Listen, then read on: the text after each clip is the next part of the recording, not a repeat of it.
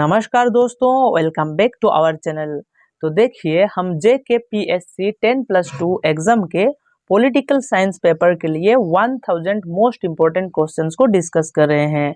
ये सीरीज का second video है। अगर आप पहले वाले वीडियो नहीं देखे हैं तो चैनल पर जाकर देख सकते हैं। वीडियो शुरू करने से पहले एक इम्पोर्टेंट इन्फॉर्मेशन, अगर आप अपने कंसेप्ट को क्लियर करना चाहते हैं और प्रिपरेशन को और भी ज़्यादा मजबूत करना चाहते हैं तो आप हमारे CUET PG और UGC नेट कोर्सेज को बाय कर सकते हैं। इससे आपके प्रिपरेशन और भी ज़्यादा अच्छा हो जाएगा। और कोर्सेज के लिए आप हमारे ऐप और वेबसाइट पढ़ो तो ऐसे विजिट कर सकते हैं। और अगर आप भोबेस 10 कूपन कोड को यूज करेंगे तो आपको 10% डिस्काउंट भी मिलेगा। तो चलिए वीडियो को शुरू करते हैं। तो देखिए, फर्स्ट क्वेश्चन R2P के बारे में दिया हुआ है। द रिस्पॉन्सिबिलिटी टू प्रोटेक्ट और R2P डॉक्ट्रिन फोकसेस ऑन, मतलब जो R2P डॉक्ट्रिन है वो किसकी बात करता है?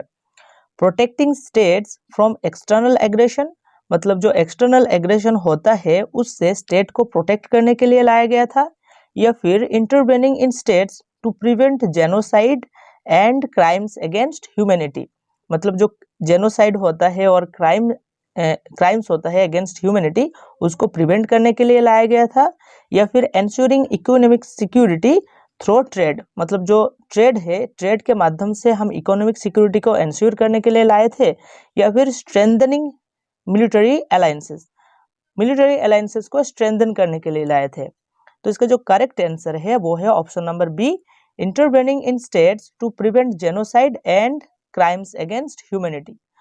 तो R2P को थोड़ा समझते हैं। R2P क्या है? R2P UN की एक पॉलिसी है और हम कह सकते हैं एक डॉक्ट्रिन है, जो कि 2005 में लाया गया था। कब? 2005 में वो मतलब कि UN एक्सेप्ट किया था, ठीक है, R2P को। और ये क्या कहता था R2P? R2P ये कहता था अगर कोई भी स्टेट उसके अंदर अगर जेनोसाइड हो रहा है या फिर क्राइम्स अगेंस्ट ह्यूमैनिटी हो रहा है, ह्यूमन राइट्स को प्रोटेक्ट नहीं कर पा रहा है, तो उधर इंटरवेन किया जा सकता है ना। तो रेस्पॉन्सिबिलिटी टू प्रोटेक्ट करने के लिए, है ना, किस लिए? प्रोटेक्ट करने के लिए, जेनोसाइड को रोकने के लिए, है ना, ह्यूमैनिटी को प्रोटेक्ट करने के लिए, यही है रेस्पॉन्सिबिलिटी टू प्रोटेक्ट। इसको याद रखना 2005 में। नेक्स्ट क्वेश्चन को देखते हैं। Next question, the term liberalism in international relations emphasises, मतलब कि इंटरनेशनल रिलेशन में लिबरलिज्म जो टर्म है वो किसकी बात करता है? The role of international institutions, cooperation and interdependence in shaping state behavior, मतलब state behavior को shape कौन करता है? International institution, cooperation and interdependence shape करता है। या फिर the role of military power in shaping state behavior, मतलब कि military power शेप करता है स्टेट बिहेवियर को, इसकी बात करता है लिबरलिज्म। या फिर the role of economic sanctions in shaping state behaviour, या फिर role of cultural factors in shaping state behaviour. तो इसका जो करेक्ट आंसर है वो है option number A, international institutions, cooperation and interdependence in shaping state behaviour. तो ये की वर्ड जो है इसको याद रखना। कोऑपरेशन, लिबरलिज्म कोऑपरेशन की बात करता है इंटरनेशनल रिलेशन में, इंटरडिपेंडेंस की बात करता है, इंटरनेशनल इंस्टीट्यूशन के ऊपर फोकस करता है। तो ये लिबरलिज्म की कीवर्ड है, इसको याद रखना। नेक्स्ट क्वेश्चन को देखते हैं। The security dilemma in arises when, मतलब कि सिक्योरिटी डिलेमा कब अराइज होता है? ऑप्शन देखते हैं। States engage in economic competition instead of military rivalry, मतलब जब स्टेट्स जो है वो इकोनॉमिक कंपटीशन में आ जाता है मिलिट्री राइवलरी के बदले, तब सिक्योरिटी डिलेमा क्रिएट होता है। या फिर one state's defensive measures are perceived as threats by others leading to an arms race. क्या है? जब कोई एक स्टेट अपने मिलिट्री पावर को बहुत ज़्यादा बढ़ा रहा है, जिसके कारण कोई दूसरा स्टेट थ्रेटन हो रहा है या फिर थ्रेट फील कर रहा है, जिसके कारण एक आर्म्ड रेस क्रिएट हो रहा है, आर्म्स रेस, उसको कहते हैं सिक्योरिटी डिलेमा, तब अराइज होता है। या फिर alliances form to counter balance a rising power, मतलब कि कोई राइजिंग जो पावर, कोई पावर बहुत पावरफुल कोई स्टेट राइज कर रहा है, उसको काउंटर बैलेंस करने के लिए अलायंस क्रिएट करना होता है। सिक्योरिटी मतलब सिक्योरिटी डिलेमा तब आता है। या फिर state's internal instability leads to international intervention, मतलब कोई स्टेट की जो इंटरनल इंस्टेबिलिटी है उसके कारण इंटरनेशनल इंटरवेंशन हो रहा है, ये सिक्योरिटी डिलेमा की राइज कर रहा है ना। तो इसका जो करेक्ट आंसर है वो है ऑप्शन नंबर बी। जब कोई स्टेट बहुत ज़्यादा पावरफुल होता है, मिलिट्री को बढ़ाता है, तब दूसरे स्टेट को थ्रेट पहुंचता है, तब सिक्योरिटी डिलेमा आता है ना।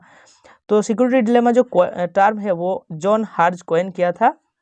वो कहते हैं कि द सिक्योरिटी डिलेमा ऑकर्स तभी होता है, सिक्योरिटी डिलेमा आता है जब स्टेट्स जो है वो बिल्ड अप करते हैं आर्म्स को, है ना, अनइंटेंशनली एस्केलेटिंग टेंशंस, जो अनइंटेंशनली एक टेंशन क्रिएट करता है, जिसके कारण क्या होता है दूसरे स्टेट्स भी आर्म्स को बिल्ड अप करना शुरू कर देता है ना, एक आर्म्स रेस शुरू हो जाता है। ठीक है, नेक्स्ट क्वेश्चन को देखते हैं, the concept of soft balancing. तो सॉफ्ट बैलेंसिंग क्या है इन इंटरनेशनल रिलेशंस? तो सॉफ्ट बैलेंसिंग क्या है, ऑप्शन देखते हैं। Using non military means to counter balance a dominant power, मतलब कि जो डोमिनेंट पावर है, डोमिनेंट पावर को काउंटर बैलेंस करने के लिए नॉन मिलिट्री फोर्सेस को यूज करते हैं, हम नॉन मिलिट्री मीन्स को माध्यम को अपनाते हैं, ये क्या सॉफ्ट बैलेंसिंग होता है। या फिर the use of military alliances to maintain global order, मतलब कि हम मिलिट्री अलायंस को यूज करते हैं ग्लोबल ऑर्डर को मेंटेन करने के लिए, ये क्या सॉफ्ट बैलेंसिंग होता है। या फिर engaging in nuclear deterrence strategies, जो न्यूक्लियर डेटरेंस होता है स्ट्रेटेजीज, उससे उसके साथ एंगेज होना। या फिर एस्टेब्लिशिंग मिलिट्री बेसिस इन एलाइड नेशंस, मतलब कि एलाइड नेशंस में मिलिट्री बेसिस को एस्टेब्लिश करना। तो इसका जो करेक्ट आंसर है वो है ऑप्शन नंबर ए। हम नॉन मिलिट्री मीन्स को यूज करते हैं, है ना, तभी तो सॉफ्ट बैलेंसिंग होगा ना। सॉफ्ट पावर के बारे में सुने होंगे आप, hard power, soft power. Hard power क्या कहता है, हार्ड पावर कहता है मिलिट्री पावर को यूज करना, और सॉफ्ट पावर कहता है नॉन मिलिट्री पावर को यूज करना, मिलिट्री को नहीं यूज करना, सॉफ्ट बैलेंसिंग, है ना। तो यही सॉफ्ट बैलेंसिंग है, non military means to counter balance a dominant power. Next question को देखते हैं। नेक्स्ट क्वेश्चन, हु सेड, किसने कहा है, nations have no permanent friends, जो नेशंस है उनके कोई परमानेंट फ्रेंड्स नहीं होते हैं, और एलाइज, एलाइज भी और फ्रेंड्स की तरह होता है, तो एलाइज और फ्रेंड्स परमानेंट नहीं होते हैं, ओनली परमानेंट इंटरेस्ट, नेशंस के पास सिर्फ परमानेंट इंटरेस्ट होता है, कोई परमानेंट फ्रेंड नहीं होता है, फ्रेंड्स भी नहीं होते और एलाइज भी नहीं होता है। तो ये जो स्टेटमेंट है ये किसने कहा है, ये लॉर्ड पामरस्टोन कहा है। ठीक है, तो पामरस्टोन ये कहते हैं रियलिस्ट पर्सपेक्टिव में, है ना, रियलिज्म जो है, रियलिस्ट पर्सपेक्टिव में ऐसा कहा जाता है कि नेशंस के कोई परमानेंट फ्रेंड्स नहीं होता है ना। लिबरलिज्म क्या कहता है, थोड़ी देर पहले बताया कि लिबरलिज्म कोऑपरेशन की बात करता है, फ्रेंडशिप की बात करता है ना, इंटरडिपेंडेंस की बात करता है। तब रियलिज्म आता है और रियलिज्म कहता है कि नहीं, कोई भी नेशंस के पास कोई परमानेंट फ्रेंड नहीं है, कोई कोऑपरेशन में नहीं जाना चाहता है, सभी स्टेट्स अपने नेशनल इंटरेस्ट को पूरा करना चाहता है ना। तो ये रियलिज्म के पर्सपेक्टिव में कहा गया है, लॉर्ड पामरस्टोन। नेक्स्ट क्वेश्चन देखते हैं, who wrote the anarchical society, A foundational text on international order. तो जो एनार्किकल सोसाइटी है, ये जो बुक है ये किसने लिखा है, E.H. कार, मॉर्गनथाउ, केनेथ वाल्ज या फिर हेडली बुल। ठीक है, तो इसका जो करेक्ट आंसर है वो है option number D, Hedley Bull. Hedley Bull लिखा है anarchical society. Okay, anarchical society. Next question को देखते हैं, Which of the following best distinguishes neo-realism from classical realism? मतलब कि new realism and classical realism के बीच में डिफरेंस देखना होगा। New realism focuses on the anarchic structure of the international system, while classical realism emphasizes human nature। मतलब जो new realism है और न्यू रियलिज्म है वो एनार्किक स्ट्रक्चर की बात करता है इंटरनेशनल सिस्टम में, और क्लासिकल रियलिज्म ह्यूमन नेचर की बात करता है। ऑप्शन बी कहता है कि classical realism promotes economic cooperation, जो क्लासिकल रियलिज्म वो इकोनॉमिक कोऑपरेशन की बात करता है। क्या कोऑपरेशन की बात करता है इकोनॉमिक? क्लासिकल रियलिज्म नहीं, इसलिए ये ऑप्शन नहीं होगा। और ऑप्शन सी कहता है कि new realism focuses only on international institution, सिर्फ और सिर्फ इंटरनेशनल इंस्टीट्यूशंस की बात करता है न्यू रियलिज्म, ये भी नहीं होगा। नेक्स्ट ऑप्शन देखते हैं, classical realism emphasises soft power. Classical soft power की बात करता है, रियलिज्म मानता है क्या सॉफ्ट पावर यूज करो, मिलिट्री यूज नहीं करो? नहीं, रियलिज्म तो ये कहता था कि स्टेट इंटरेस्ट ही सब कुछ है, स्ट्रगल फॉर पावर, सब कुछ स्ट्रगल है ना? तो इसलिए ये भी नहीं होगा, option number A is the correct answer. ठीक है, नेक्स्ट क्वेश्चन को देखते हैं। Next question, which organization is responsible for monitoring nuclear energy use world wide? मतलब हम जो न्यूक्लियर एनर्जी को यूज करते हैं वो किस पर्पज से यूज कर रहे हैं? हम एटॉमिक बॉम्ब बनाने के लिए तो यूज नहीं कर रहे हैं, मतलब कि न्यूक्लियर वेपन्स बनाने के लिए तो यूज नहीं कर रहे हैं। तो ये कौन देखेगा, कौन मॉनिटर करेगा? कौन से ऑर्गेनाइज मॉनिटर करता है? IAEA। ओके, इसको याद रखना, IAEA ये मॉनिटर करता है। तो IAEA 1957 में बनाया गया था। इसको फुल फॉर्म याद रखना, इंटरनेशनल एटॉमिक एनर्जी एजेंसी, ये मॉनिटर करता है। ठीक है, to the next question, the world bank consist of how many organization? World bank में कितने ऑर्गेनाइजेशन होते हैं? 5 ऑर्गेनाइजेशन होते हैं ना। वर्ल्ड बैंक में कितने organization? 5 organization. IBRD international bank for reconstruction and development, IDA international development association, IFC international finance corporation, MIGA multilateral investment guarantee agency and ICSID, ठीक है, international centre for settlement of investment disputes. Next question को देखते हैं, new colonialism. New colonialism का मतलब क्या है? तो देखो, कॉलोनियलिज्म जो हो रहा था, जो कॉलोनी बना रहा था उस टाइम पर, तो वो मिलिट्री फोर्स को यूज करके कॉलोनी बना रहा था ना। तो जो न्यू कॉलोनियलिज्म आया वो मिलिट्री फोर्स यूज नहीं कर रहा है कॉलोनी बनाने के लिए। तो the direct military occupation of weaker states, मतलब जो वीक स्टेट्स है उसके ऊपर मिलिट्री ऑक्यूपेशन हो रहा है डायरेक्टली, तो ये तो कॉलोनियलिज्म में हो रहा था ना, ये नहीं होगा। The continued economic and political dominance of former colonial powers over developing Nations, यही सही आंसर है कि जो डेवलपिंग नेशंस है ना, डेवलपिंग नेशंस के ऊपर जो फॉर्मर कॉलोनियल पावर्स थे, मतलब जो ब्रिटेन थे ना उस टाइम के जो कॉलोनियल पावर थे, वो क्या कर रहा है, अब क्या कर रहा है, वो डायरेक्ट मिलिट्री पावर यूज नहीं कर रहा है, वो इकोनॉमिक एंड पॉलिटिकल डोमिनेंस दिखा रहा है, उस तरह से वो कॉलोनी बना रहा है, कॉलोनाइज कर रहा है। तो ये न्यू कॉलोनियलिज्म है। नेक्स्ट क्वेश्चन देखते हैं, which of the following is commonly known as the mini SAARC? तो मिनी सार्क किसको कहा जाता है? बिम्स्टेक को कहा जाता है ना, बिम्स्टेक को मिनी सार्क कहा जाता है। बिम्स्टेक क्या है? Bay of Bengal Initiative for Multi Sectoral Technical and Economic cooperation.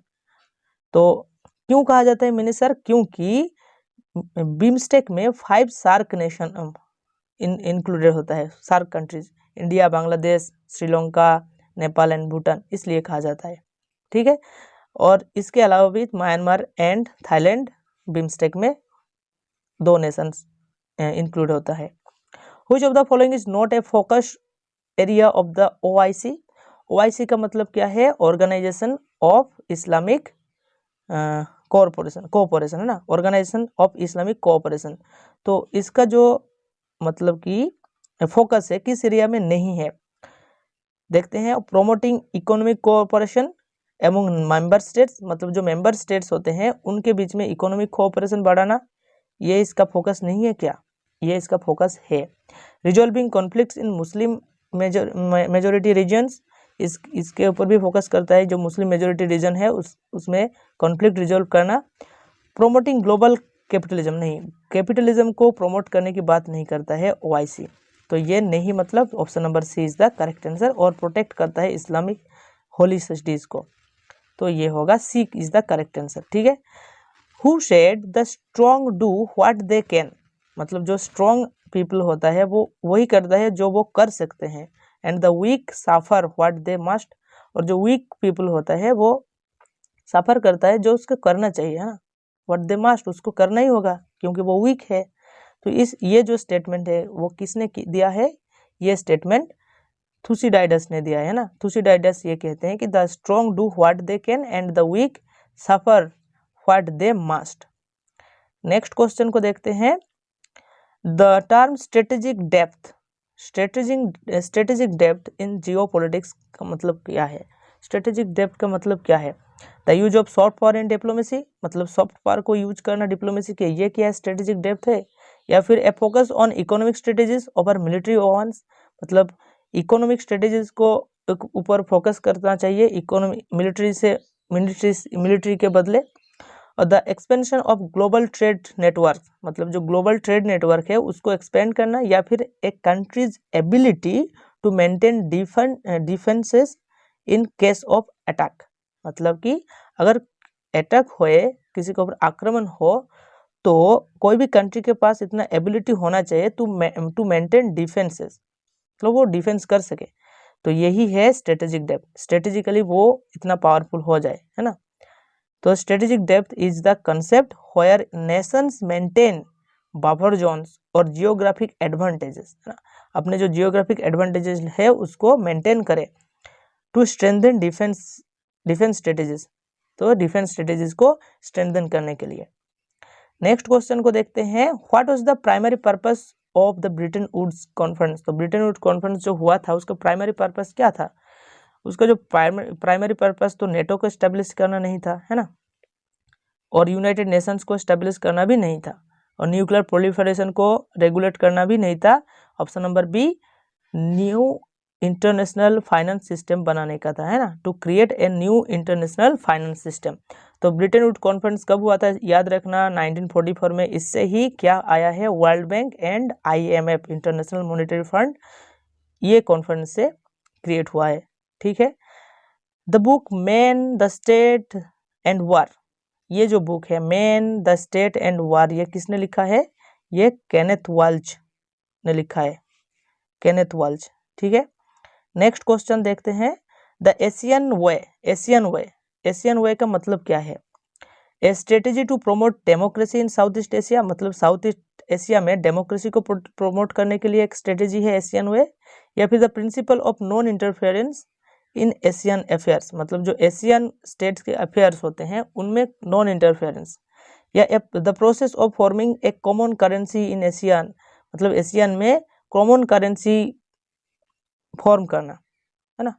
The expansion of military alliance in Asia, तो इसका जो करेक्ट आंसर है option number be the principle of non interference in Asian affairs, मतलब जो Asian Nations के बीच में जो हो रहा है वो एशियन नेशंस ही खुद देख लेंगे। नेक्स्ट क्वेश्चन को देखते हैं, which statement best describe the Bandung conference. तो बांडुंग कॉन्फ्रेंस को याद रखना, इससे क्या हुआ था? नॉन अलाइनमेंट मूवमेंट से जुड़ा हुआ है ना। तो इसलिए option number B is the correct answer, a conference to promote non alignment and third world solidarity, है ना, non alignment and third world solidarity, Bandung conference. Next question को देखते हैं, the term deterrence in international relations refers to, deterrence का मतलब क्या है? Use military force to prevent an attack, military force को यूज करना किसी मतलब आक्रमण को प्रिवेंट करने के लिए, या फिर use of economic sanctions to pressure a state, economic sanctions लगा देना किसी स्टेट के ऊपर प्रेशर क्रिएट करने के लिए, और डिप्लोमेसी को यूज करना किसी भी कॉन्फ्लिक्ट को रिजॉल्व करने के लिए, या फिर use of propaganda to influence public opinion, तो प्रोपागेंडा करना पब्लिक ओपिनियन को इन्फ्लुएंस करने के लिए। तो इसका जो करेक्ट आंसर है वो option number A use of military force to prevent an attack, ठीक है। नेक्स्ट क्वेश्चन को देखते हैं, तो deterrence is a strategy where a state builds up its military capabilities to discourage other states from attacking, often associated with nuclear weapons during the cold war. तो ये nuclear deterrence से भी जुड़ा हुआ है, मतलब कि अपने आपको पावरफुल बनाना ताकि दूसरा जो स्टेट्स है ना, दूसरा स्टेट्स अपने ऊपर अटैक ना करे। नेक्स्ट क्वेश्चन क्या है, द टर्म ग्लोबलाइजेशन, ग्लोबलाइजेशन का मतलब क्या है? ग्लोबलाइजेशन का मतलब देखते हैं, the increasing interconnectedness of economics, cultures and societies, मतलब कि इकोनॉमिक, कल्चर एंड सोसाइटीज के जो इंटरकनेक्टेडनेस होता है वही ग्लोबलाइजेशन है। यही option number A is correct answer की जब इंटरकनेक्टेडनेस से बढ़ता है ना, कल्चर और दूसरे स्टेट की कल्चर किया हम कल्चर को फॉलो करते हैं, कनेक्टेडनेस बढ़ता है, इकोनॉमिक भी कनेक्टेडनेस बढ़ता है ना, तभी ग्लोबलाइजेशन आता है। नेक्स्ट क्वेश्चन को देखते हैं, the new international economic order. New international economic order was proposed, किस लिए प्रपोज किया गया था? To strengthen capitalism globally, capitalism को स्ट्रेंथन करने के लिए किया गया था, या फिर reduce economic disparity between developed and developing nations, मतलब जो डेवलप्ड नेशंस हैं और डेवलपिंग नेशंस हैं उसके बीच में इकोनॉमिक डिस्पैरिटी को रिड्यूस करने के लिए, या फिर प्रमोट फाइनेंशियल डिरेगुलेशन, या फिर increase dependency on western economies. तो इसका जो करेक्ट आंसर है वो है ऑप्शन नंबर बी, ताकि रिड्यूस किया जाए इकोनॉमिक डिस्पैरिटी को डेवलप्ड एंड डेवलपिंग नेशंस के बीच में, इसलिए हम न्यू इंटरनेशनल इकोनॉमिक ऑर्डर लाए, है ना। न्यू इंटरनेशनल इकोनॉमिक ऑर्डर इसलिए लाए ताकि डेवलप्ड एंड डेवलपिंग नेशंस के बीच में जो इकोनॉमिक डिस्पैरिटीज है उसको रिड्यूस किया जा सके। नेक्स्ट क्वेश्चन को देखते हैं, what is the primary characteristic of new colonialism. तो न्यू कॉलोनियलिज्म को क्या कैरेक्टरिस्टिक्स है? तो वही ये रिपीट हो गया क्वेश्चन, डायरेक्ट मिलिट्री नहीं होके economic and cultural dominance without formal control. Okay, formal political control ना रख के हम कल्चरल एंड इकोनॉमिक डोमिनेंस रखते हैं। The South south dialogue, South south dialogue का मतलब क्या है? किसके ऊपर फोकस करता है South south dialogue? Economic cooperation between developing countries, strengthening NATO allies, promoting US leadership in global affairs, या फिर creating new colonial markets. Okay, तो option number A is the correct answer. South का मतलब हो रहा है, साउथ कहते हैं हम इसको डेवलपिंग कंट्रीज, है ना, डेवलपिंग कंट्रीज। तो economic cooperation between developing countries, south south dialogue. Next question को देखते हैं, एशियन वाज एस्टेब्लिश्ड।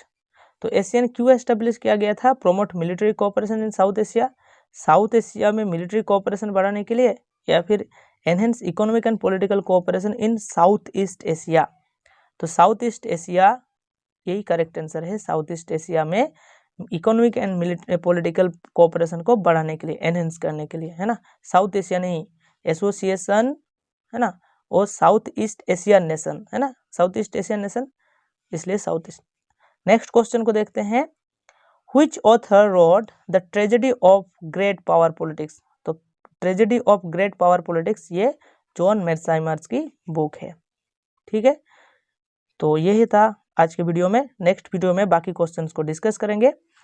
तो अगर वीडियो अच्छा लग रहा है एक लाइक एंड कमेंट कर दीजिएगा और चैनल को सब्सक्राइब कर दीजिएगा फॉर मोर वीडियोस। एंड अगर आप इस PDF चाहते हैं इस वीडियो के, तो आप हमारे ऐप पर जा सकते हैं।